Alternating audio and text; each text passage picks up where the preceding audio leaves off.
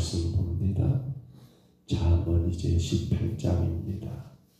1절로 11절까지 말씀.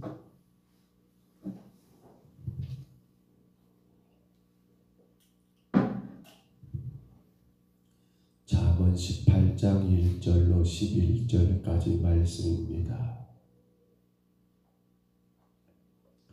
1절로 11절까지 말씀 같이 봤습니다. 무리에게서 스스로 갈라지는 자는 자기 소욕을 따르는 자라 온갖 참 지혜를 배척하느니라. 미련한 자는 명철을 기뻐하지 아니하고 자기의 의사를 드러내기만 기뻐하느니라. 악한 자가 이를 때에는 멸시도 따라오고 부끄러운 것이 이를 때에는 등욕도 함께 오느니라. 명철한 사람의 입의 말은 깊은 물과 같고 지혜의 샘은 솟구쳐 버리는 뇌와 같으니라. 악인을 두둔하는 것과 재판할 때에 의인을 억울하게 하는 것이 선하지 아니하니라. 미련한 자의 입술은 다툼을 일으키고 그의 입은 매를 자청하느니라. 미련한 자의 입은 그의 멸망이 되고 그의 입술은 그의 영혼의 그물이 되느니라. 남의 말하기를 좋아하는 자의 말은 별식과 같아서 뱃속 깊은 데로 내려가느니라. 자기 일을 게을리하는 자는 배가하는 자의 형제니라. 여호와의 이름은 견고한 망대나 의인은 그리로 달려가서 완전함을 얻느니라. 부자의 재물은 그의 견고한 성이라. 그가 높은 성벽같이 여기느니라. 아멘. 이제 18절입니다. 자문이 계속되는 가운데 우리는 마음 가운데 그러지 않을까 모르겠어요. 말씀을 나눌 때마다 또 읽을 때마다 그래야 하는데 그게 긍정적인 부담이 됐으면 좋겠습니다. 긍정적인 부담. 맞아, 그렇게 해야 해. 근데 또 이런 사람들이 있을 수 있어요. 부정적인 부담. 부정적인 부담이 있죠. 뭐예요? 아이고, 나보고 어떻게 하라고. 나보고 어떻게 하라고. 나보고 어떻게 하라고. 그렇죠. 성도는 어떤 삶을 살아야 합니까? 긍정적인 부담이 돼야 합니다. 맞아, 그렇게 해야 해. 그게 맞아. 그러니까 그렇게 하지 못한 나 자신을 회개하는 것이 긍정적인 부담이고요. 부정적인 부담 뭡니까? 괜히 하나님으로 원망하는 거예요. 괜히 그러한 나의 부족함을 인정하기보다도 오히려 그렇게 말하고 있는 성경을, 혹은 또 그런 분들이 있는가 모르겠어요. 그렇게 말을 전하는 목사님을 불평한 자도 있는가 모르겠어요. 그리고 나보고 어쩌라고. 아니, 어쩌라고가 아니라 이 말씀이 이러니까 나를 돌아보고 그렇게 살기를 힘쓰자는 것인데, 오히려 그게 되려 부정적인 부담이 돼가지고 그게 나보고 어쩌라고. 오늘 우리는 그러한 자가 되지 않기를 바랍니다. 주의 말씀이 선포되고 그 말씀이 내 마음에 들을 때 우리는 어떻게 합니까? 긍정적인 부담. 그래 맞아. 그렇게 사는 게 성도야. 내가 그렇게 살지 못했지, 혹 그렇게 살지 못했으면 말이지. 그러면서 그렇게 살기를 결단하고 성령의 도우심을 구하는 긍정적인 부담을 가지시기를 주의 이름으로 축복합니다. 자, 오늘도 여러분 그렇게 긍정적인 부담 가운데 이 말씀을 우리가 접하게 됩니다. 먼저 우리 한 절만 같이 다시 봐볼까요? 8절에 보시면 성경 8절을 다시 보시고요. 우리 다시 한번 같이 읽습니다. 남의 말하기를 좋아하는 자의 말은 별식과 같아서 뱃속 깊은 데로 내려가느니라. 아멘. 여기 보면 지금 지혜자 솔로몬이 오늘 지혜로운 성도는 우리에게 요구하는 거예요. 뭘 말입니까? 남의 말하기를 좋아하는 자. 남의 말을 하기를 좋아한다. 오늘 성경을 이렇게 길게 표현했습니다만 원래 원문을 그대로 번역해 본다면 중상하는 자라는 말을 씁니다. 중상한다. 여러분, 우리는 중상한다는 말을 압니다. 근거 없는 말을 함부로 하는 거예요. 근거 없는 말들을 함부로 해가지고 누구를, 상대방을 굉장히 깎아내리는, 그렇게 여러분 중상한다. 그러니까 남의 말하기를 좋아하는 자란 말은 상대를 보이지 않는 것을 헐뜯는 중상모략이라는 말을 쓰지요. 상대방을 보이지 않는 것을 헐뜯어요. 비방해요. 모함해요. 야, 그 사람 그랬다더라. 세상 그 사람 그럴 수 있냐? 이렇게 중상하는, 그렇게 중상모략을 말하는데요. 공동번역이라는 성경을 참고해 보니까 거기는 고자질이라는 말을 썼어요. 고자질. 그러니까 누군가의 비밀을 알아요. 누군가의 뭐를 알아요? 그거 다른 사람들에게 가만히 가서 일러 바치는 거예요. 중상하는 자, 남의 말하기를 좋아하는 자. 자, 그런데 이렇게 남의 말하기를 좋아하는 자를 성경은 또 뭐라고 표현했어요? 오늘 본문에 별식과 같아서라 말합니다. 별식이래요. 주식이 아니에요. 날마다 먹는 그러한 식사가 아니라 어쩌다 한 번씩 먹는 그러한 별식을 말한 거거든요. 근데 여러분 생각해 보세요. 그 별식은 어떻습니까? 참 맛있잖아요. 맛있잖아요. 라면을 일주일에 한 번 주나요? 라면은 맛있어요. 라면 별식 맛있잖아요. 저는 지금도 그런 생각이 나요. 수제비 비 온 날에 에어박스를 넣고 맛있잖아요. 별식 맛있어요. 어렸을 때 기억해 보면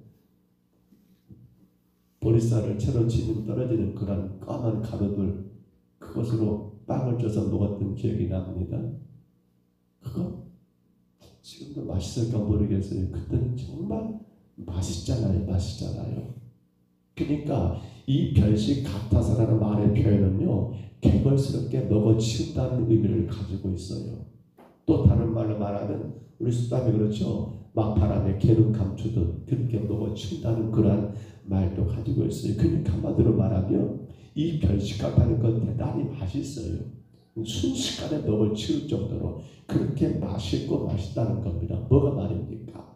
남의 말하는 것이. 그러면 왜 오늘 솔로몬은 여러분 이 중상모략, 남의 말하는 것을 별식과 같다라고 비교했을까? 두 가지 이유가 있지요. 첫째는 한 번 먹고 마는 것이 아니라 또 먹고 싶어요. 생각이 나. 그러니까 우리가 봐보세요. 남의 말을 하기 시작하면요, 이거 한 번 하다 보면 재미가 있거든요. 또 하게 돼요. 그러니까 봐보세요. 하는 사람은 늘 그렇게 나의 말을 합니다. 뒤에서 뒷담화 깐다가지요. 뒤에서 이렇게 말을 해요. 좋은 말 합니까? 아니요. 그 사람의 허물, 그 사람의 단점, 그 사람의 실수 나만 알고 있는 건데 그랬대, 저랬대. 근데 이것이 한 번 하고 마는 게 아니에요. 또 하게 되는 게 그것이 별식 같다라고 표현했던 이유고요. 또 한 가지 별식과 같다는 말은 앞서 말했습니다만은 순식간에 그렇게 먹어치운다는 겁니다. 그 별식 그냥 금방 먹어치워버리잖아요. 조금 아쉽다 할 정도로 그렇게 먹어치우잖아요. 그러니까 중상모략은요 계속하게 되고요. 어디에 걸릴 것이 없어요. 왜요? 그 말을 하는 사람들을 보면 같은 편이거든요. 그러니까 그거 그렇게 순식간에 또 말하고 그러는 것들, 마음에 맞는 사람들끼리 누구의 방해도 받지 않는 가운데 그렇게 말해버리는 그러한 별식과 같은 중상모략, 남의 말을 하는 그러한 행위들. 그런데 이게 결국 어떤 걸 가져옵니까? 우리는 그렇게 여러분 순식간에 혹은 그렇게 계속해서 하게 될지 모르지만 결국 타인을 비방하고 정죄하고 그 약점을 들춰내는 그런 말들은 결국에는 그 당사자에게는 나중에 크나큰 상처가 되고 아픔이 되고 고통을 가져오게 되더라는 사실입니다. 자기들은 별식처럼 그렇게 여길지 모르지만 여러분 타인에게는 실수 수 없는 그러한 수치를 안겨다 주고 감당할 수 없는 그러한 고통을 안겨다 주는 것이 뭐란 말입니까? 별식처럼 여겨버리는 남의 말, 중상모략이라는 사실입니다. 우리는 성경에서 이 생각을 해봅니다. 왜 요셉의 형들은 그 요셉, 물론 친동생은 아닐지 모르지만 배다른 동생이라 하지만은 그러나 아버지 야곱으로 본다면 같은 한 형제들도 불구하고 이 요셉을 여러분 구덩이에 던져내기까지, 이 요셉을 노예로 팔기까지 그 엄청난 일을 그들이 범하게 되었을까라고 생각해 볼 때 그 시작은 어디 있습니까? 누군가가 그렇게 말했을 거예요. 요셉이 없는 자리에서, 그들의 아버지 야곱이 없는 자리에서 누군가가 형제들이 그렇게 말했을 거예요. 형님들의 동생들, 요셉이 참 이랬대 저랬대, 참 그놈은 나쁜 놈이요. 누군가가 시작했던 그러한 중상모략은 결국에는 그들의 형제인 동생된 요셉을 구덩이에 던지게 되고 마침내는 애굽의 상인들에게 팔게 되는, 미디안 상인들에게 팔게 되는 그런 엄청난 일까지 범하게 됐다는 거예요. 이걸 한마디로 말하면 그들의 동생을 여러분 죽인 것과 똑같은 거예요. 왜? 구덩이에 던졌잖아요. 노예로 팔아버렸잖아요. 아무리 요셉이 그들의 잘못을 아버지에게 그대로 갖다가 고발해버리고 아무리 요셉이 그들의 단점과 약점을, 그들의 허물을, 그들의 잘못을 아버지에게 알렸다 한다 할지라도, 그러나 여러분, 그러나 생각해 보면 그 요셉도 아버지 야곱의 아들이고 자기들도 똑같은 아들들이잖아요. 의미가 다르다 한다 할지라도 여러분, 이건 있을 수가 없는 일이잖아요. 우리가 생각해 보면 저는 도무지 이해가 안 되는 부분이, 이 부분이 어떻게 그런다고 자기들의 동생을 그렇게 할 수 있을까? 그건 죽인 거잖아요. 죽인 거잖아요. 너 저 남의 나라 가가지고 저거는 평생 살다 그래서 죽어라. 그건 아닙니까? 근데 그 모든 것들의 출발점은 어디란 말입니까? 바로 여기에요. 남의 말을 하기를 좋아하는 자들, 중상모략이에요. 보이지 않는 것에서 그렇게 요셉에 대해서 비방하고 헐뜯고 모함하고 그가 이랬대 그가 저랬대. 사실은 요셉이 잘못한 건 없잖아요. 그 형들의 하는 일들을 아버지에게 그대로 알린 것 뿐이잖아요. 내가 그렇게 살지 않았다란다면 여러분, 요셉이 그들을 아버지에게 그렇게 고발할 이유가 없었잖아요. 근데 자신들이 그렇게 살지 못한 걸 생각지도 않고 요셉이 아버지에게 일러바친 것만 생각하다 보니까 결국에는 그런 중상모략은 그들의 친형제된 요셉마저도 동생을 여러분 노예로 팔아버리는 그러한 결과까지 오게 되었더라는 사실이에요. 이거 무서운 거예요.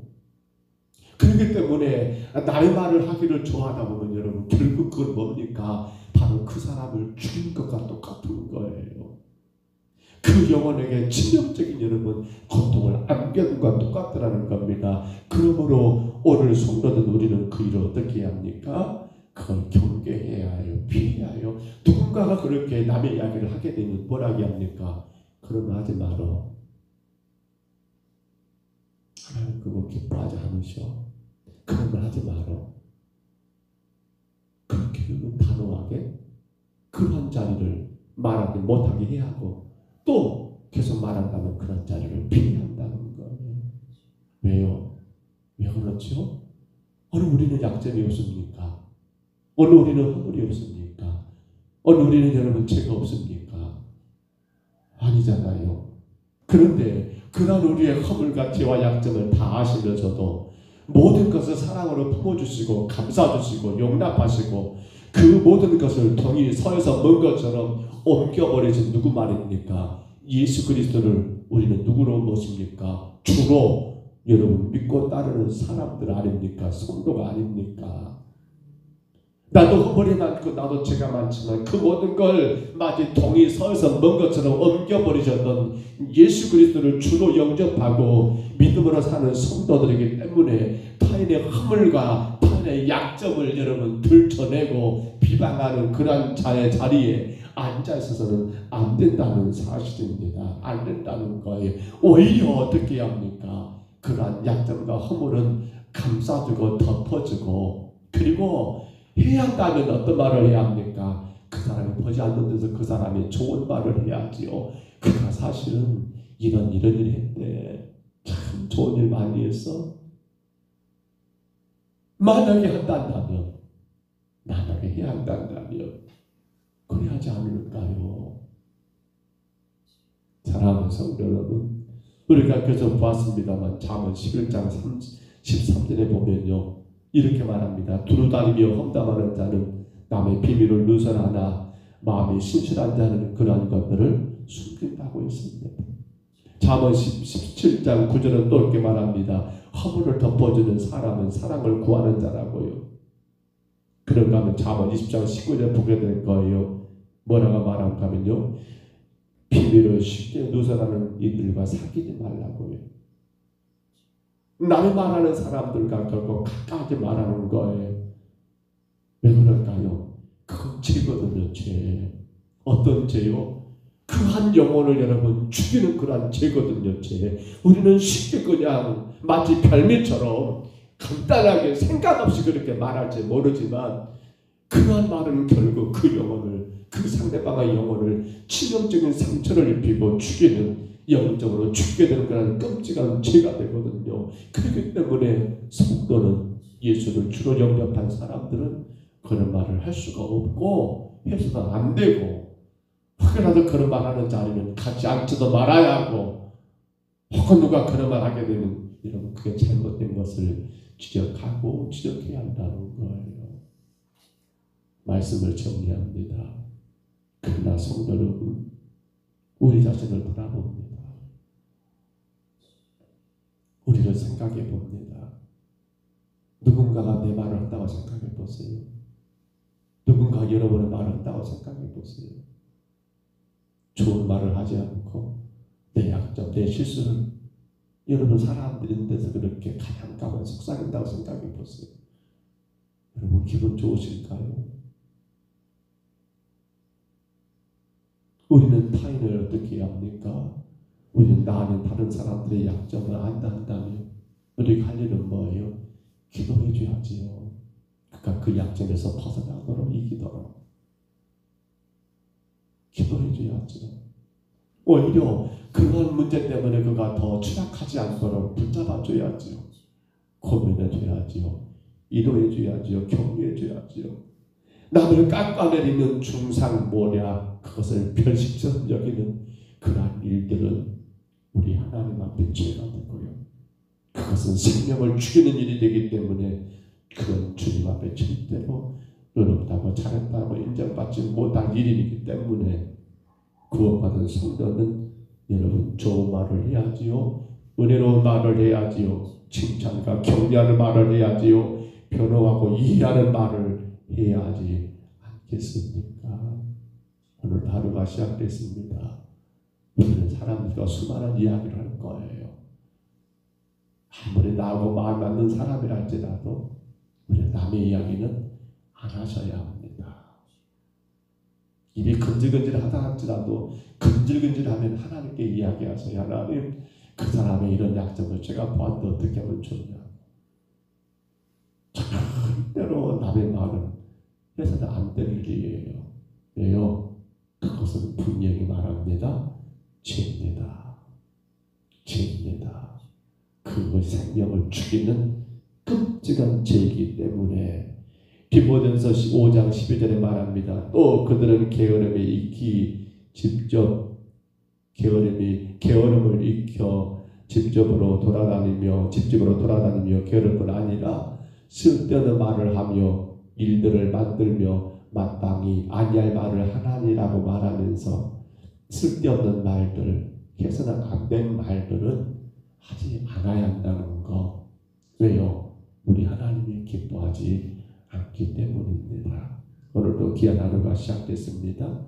저와 여러분의 입에서 나오는 말이 위로하고 격려하고 칭찬하는 말이 있었으면 좋겠습니다. 화물이 보이면 감춰주고 덮어주고 오히려 그가 잘 이겨낼 수 있도록 격려하는 말들을 많이 하시기를 바랍니다. 우리의 입의 말이 영혼을 살리는 말이 되기를 축복합니다.